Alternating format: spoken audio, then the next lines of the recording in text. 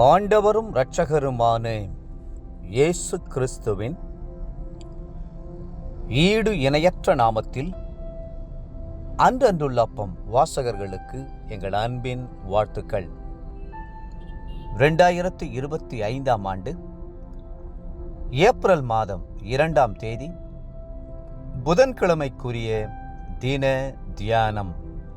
இன்றைய தலைப்பு விரும்புகிறதை கேள். 1 ராஜாக்கள் 3:5 சொல்கிறது, நீ விரும்புகிறதை என்னிடத்தில் கேள். நம்முடைய விருப்பங்களை நமக்குள்ளே அடக்கி வைத்துக் கொண்டிருக்காமல் அதை ஜெபத்தினாலும் ஸ்தோத்திரத்தினாலும் தேவனுக்கு தெரியப்படுத்த வேண்டியது நம்முடைய கடமை. ஒரு நாள் கர்த்தர் கிபியோனிலே சாலமோனுக்கு தரிசனமாகி, நீ விரும்புகிறதை என்னிடத்தில் கேள் என்றார். 1 ராஜாக்கள் 3:5. இன்றைக்கும் நாம் ஒவ்வொருவரையும் கர்த்தர் அன்போடு அரவணைத்து, என் மகனே மகளே, நீ விரும்புகிறதை என்னிடத்தில் கேள் என்று சொல்கிறார். ஆகவே நாம் விசுவாசத்தோடு கர்த்தரிடத்தில் கேட்போமாக. அவரே நம்முடைய மன விருப்பங்களை நமக்கு அருளி செய்கிறவர். வேதம் சொல்கிறது, 37ஆம் சங்கீதம் 4ஆம் வசனத்தில், கர்த்தரிடத்தில் மனமகிழ்ச்சியாயிரு, அவர் உன் இருதயத்தின் வேண்டுதல்களை உனக்கு அருள் செய்வார். இளமையில் இஸ்ரவேல் ஜனத்துக்கு ராஜாவாக அபிஷேகம் பண்ணப்பட்ட சாலமோன் கர்த்தரிடம் தன் விருப்பத்தை தெரிவித்தார். அவருடைய விருப்பமெல்லாம் தேவ ஜனத்தை நியாயம் விசாரிக்கும்படியாக ஞானமுள்ள இருதயம் தனக்கு வேண்டும் என்பதாகவே இருந்தது.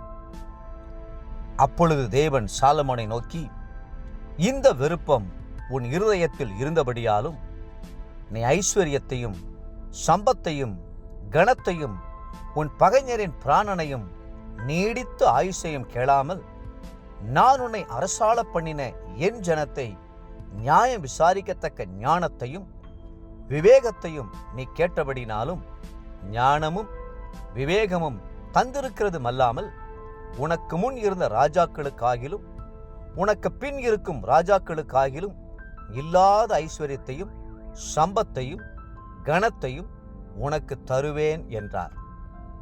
2 நாளாகமம் 1ஆம் அதிகாரம் 11-12 வசனங்கள்.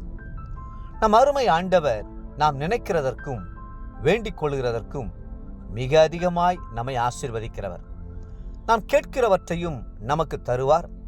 நாம் கேட்காத மேன்மைகளையும் தந்தருள்வார். அவரைப் போல காருண்யமும் தயவும் மிக்கவர்கள் வேறு ஒருவரும் இல்லை. அவரைப் போல நம்மேல் அக்கறையும் கரிசனையும் கொண்டவர்கள் வேறு யார் உண்டு? ஆகவே அவருடைய காருண்யங்களை நம்பி கிருபாசன தண்டை கிட்டிச் சேருவோமாக. இஸ்ரவேல் தேசத்துக்கு சென்ற ஒரு குடும்பத்தினர் தாங்கள் சென்றதன் காரணத்தை குறித்து இப்படியாக சொன்னார்கள்.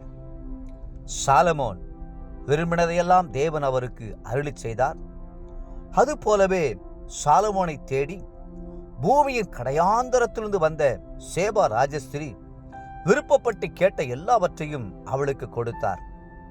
ஆகவே சாலமோனிலும் பெரியவராகிய கர்த்தரிடத்திலே எங்களுடைய இருதயத்தின் சில வேண்டுதல்களையும் ஜெபங்களையும் அர்ப்பணித்து திட்டமான பதிலை பெற்றுக்கொள்ளவே கர்த்தருடைய தேசத்துக்கு சென்றோம் என்றார்கள்.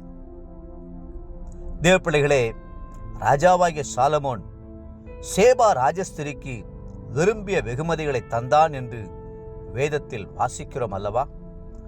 சாலமோனிலும் பெரியவர் உங்கள் அருகிலே நிற்கிறார். உங்களுடைய தேவைகளையெல்லாம் அவர் சந்தித்தருள்வார். அவரையே நோக்கி பாருங்கள். இன்றைய நினைவிற்கு 1 சாமுவேல் 20:4. உமது மனவிருப்பம் இன்னது என்று சொல்லும், அதன்படி உமக்கு செய்வேன் என்றார். இன்றைய வேத வாசிப்பு காலை நியாயாதிபதிகள் 16, 17 மற்றும் 18ஆம் அதிகாரங்கள்.